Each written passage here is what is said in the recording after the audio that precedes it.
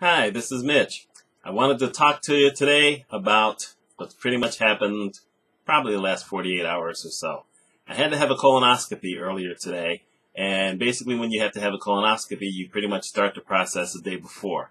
So I want to talk about that, not necessarily only because of the prep for the colonoscopy and then kind of what happened to me today, but also because I'm diabetic, and it turns out there's really nowhere to go to find out this information until you find someone to talk to, and until you kind of go through it. So I thought I would handle that kind of thing today.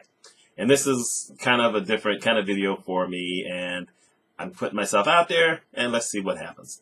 So anyway, I pretty much had to stop eating around midnight or so, let's say Wednesday night, Thursday morning.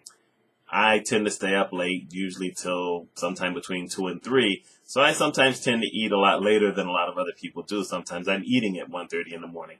On this particular night, however, because I knew I was going to be going through the prep and I had to start fasting, I stopped eating around midnight. So I had my last meal, so to speak, was 2 hot dogs and some peanut butter crackers.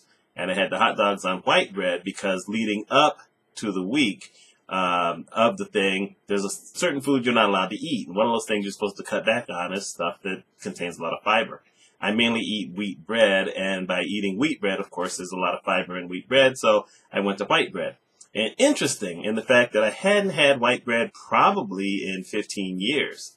I used to be a big Wonder Bread guy, and then my wife was one of those health food people saying, oh, you can't eat that, it's not healthy, we got to move to wheat bread. So I went to wheat bread, and I've loved wheat bread. I always loved wheat bread anyway. So going back to white bread was really something interesting. Anyway, I pretty much went to bed at 2 in the morning, and I woke up sometime around 8:30 or so, thinking that I had to take this stuff. There's this stuff that you end up having to take the day before, and it turns out you take it later in the evening. Well, you take it depending on when you're supposed to have your test. And so my test wasn't until 12:30 Friday. So you're supposed to take your last dose 5 hours before the test. So you're supposed to take the first dose sometime, the earlier the other day. Some people will take it in the afternoon if they have to do something in the morning. Since mine was later in the day, I took my stuff around 7:30. So pretty much I had to fast all day long. And let me tell you, I'm pretty much used to going maybe 4 hours or so before I eat breakfast most of the time. I know I'm not supposed to do that. My nutritionist says not to do that, but I do that. So basically early on I was doing pretty well until that time I hit the first hunger pang. And there was nothing I could do about it because I couldn't eat anything.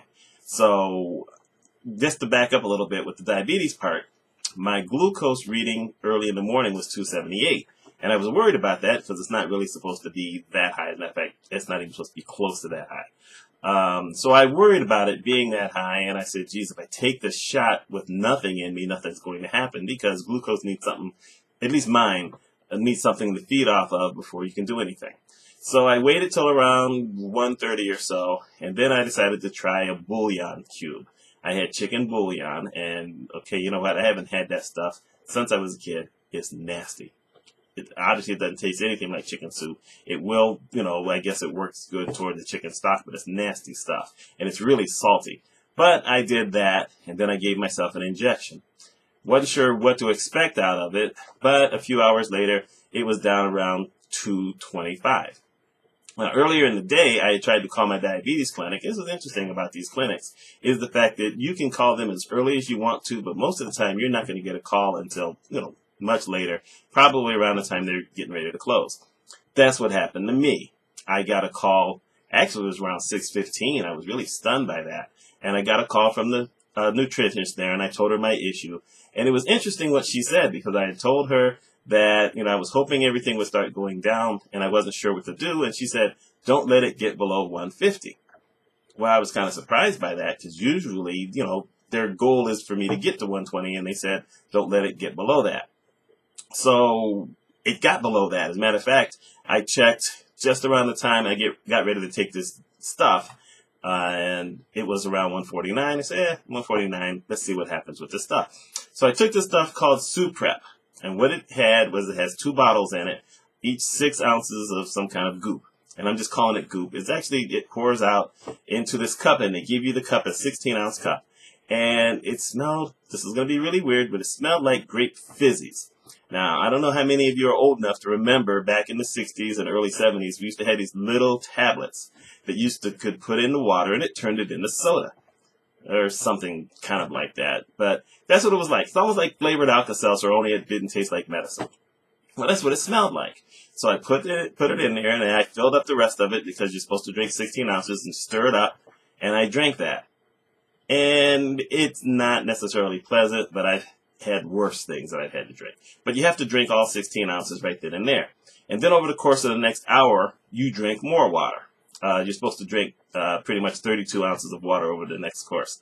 And one of those things you don't think about when you're not really thirsty is how hard it is to drink 16 ounces of water on demand. But I did it. Now, I had been told that this stuff was going to run right through you and was going to make you, have to go to the bathroom a lot. Yes, that did happen, but it didn't happen quickly for me. It pretty much didn't start happening until probably a little over 2 hours later when I had the first little rumble. And then over the course of the next couple of hours, it pretty much started to take its toll. And it pretty much lasted until probably, let's say, 1 in the morning.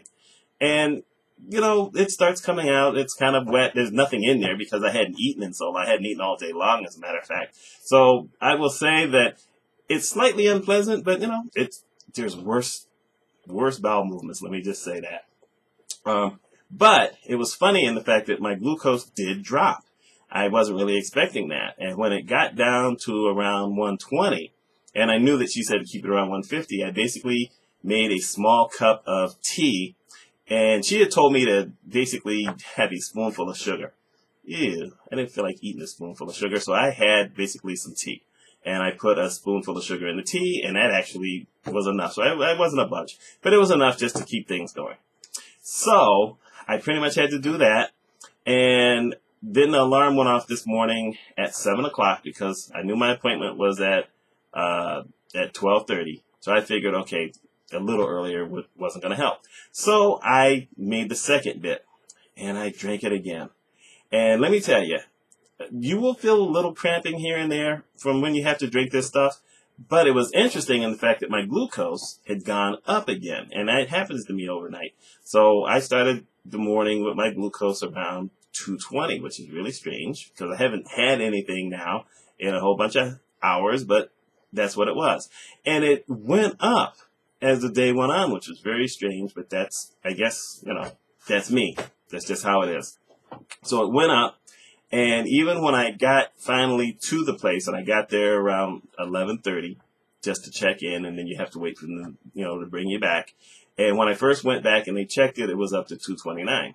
So, what are you going to do? But oddly enough, they were happy that it was higher, and that's just it. They're happier, that it's higher. So, it's now prep time. So they have you take everything off except your socks, which I thought was very interesting. They wanted to keep my feet warm. I appreciated that. But they give you the little gown, and you got the little gown on, and then you lay down. And then all these people come in, and it's just like old home week. I mean, the two nurses were pretty friendly with each other. Then the doctor comes in, and let's just say my doctor's name was Iqthal. And, there you go. I'm thinking, okay, this guy's going to be looking in my, colon from behind, and he's got ick in his name. It kind of fit. So anyhow, I have him, and you have to basically, you can fill out a whole lot of paperwork out front, but then when it's close to the time, you actually have to have the doctor tell you some things first before you can sign in front of him. And then you have the anesthesiologist, and they have to say their bit, and then you have to sign. And I don't really understand that, but, fine and dandy. And anesthesiologist, I asked him, am I going to fall asleep for this? I don't want to remember any of this. He says, oh, yes, you will definitely fall asleep. And he gave me propofol. And, of course, those of you who are in the know understand that's the stuff that this doctor gave Michael Jackson. Although he gave it to him the wrong way, you still start thinking, well, wait a minute, my goodness, propofol, really? So, now you're laying there, and the guy says, okay, we're getting ready to do it. And So they put it in. It's basically through an IV tube that they stick in your arm. And I'm sitting there and I'm wondering, okay, when's this going to happen? And then I felt this pressure in my head. I actually felt it. And I've had operations before, a couple of minor operations. And so I have felt anesthesia before, but nothing like this. It kind of made my head feel, this pressure in there. And next thing you know, I'm dreaming and now I'm waking up out of this dream and my wife is sitting next to me. And, you're thinking, okay, that's it. I thought it was pretty clear pretty quickly. I've had to actually go pick up a friend of mine and my wife who each had colonoscopies in the past. And they both seemed to take a long time to come out of it. I came out of it kind of quickly, or so I thought. Because here's what turned out to happen. The doctor came over and he gave a report and said they could do 97%. And you're thinking, what's that mean, 97%? He could only get 97% of the way. Supposedly, everyone's colon or intestines, whatever, aren't shaped the same. And so supposedly anywhere from 5 to 10 a week, they actually have to send somewhere else and have something that they call a virtual colonoscopy. So I had to go downstairs to this x-ray area, totally different kind of looking thing I've ever seen before. And this guy had to do a virtual colonoscopy on me. And a virtual colonoscopy is this guy sticks this tube with a little balloon on the end of it. He sticks it in your behind, which is really uncomfortable because now you're totally awake. And they stick it in there, and then they blow air in it, and then he measures it, and then they blow more air, and they measure it. And luckily, because you've already had the colonoscopy, there's still air in you, but he blows it up enough, and then they run you back and forth through this machine so that they can do the rest of it. Now, part of me was thinking, well, my goodness, if we're doing a virtual colonoscopy, why don't we just start with the virtual colonoscopy and skip all the other stuff? Well, I guess the reason they don't do that is because in my original colonoscopy, I did end up having a couple of polyps in there that they removed, and now they're going to go send them off for testing to see if they're cancerous or not, and let's hope they're not. But anyhow, this is the whole thing. So afterwards, when you're done with this, obviously the guy, he just takes the scans. He doesn't read them. He has to send them to someone else. I said to him, I guess the thing is that you get to a point where you have to overcome some of your dignity issues and just realize that this is part of healthcare and staying healthy, and you just have to go with it. He said, yes, I've had certain things of my own, and I've realized, that I'm in my 50s also, and I'm in the medical field, and I'm, kind of in the medical field on the finance side. He says, you think about it from things that you do, but suddenly when you're the patient, you have to just, deal with these types of things as you get older. And so, that was pretty much it. So really the whole thing with the colonoscopy, as I start to wrap up, there's a lot of anticipation before you go in. Yes. Was I nervous? Yes.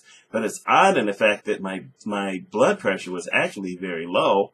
And hours later, after my colonoscopy, my glucose started to drop, even though I still hadn't taken any medication or anything else. So I'm not really sure what that's all about. But I guess that was their worry, is that once you start having the procedure, your glucose will drop, and mine did.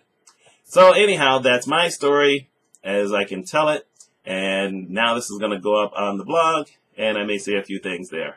So that's the thing with the colonoscopy.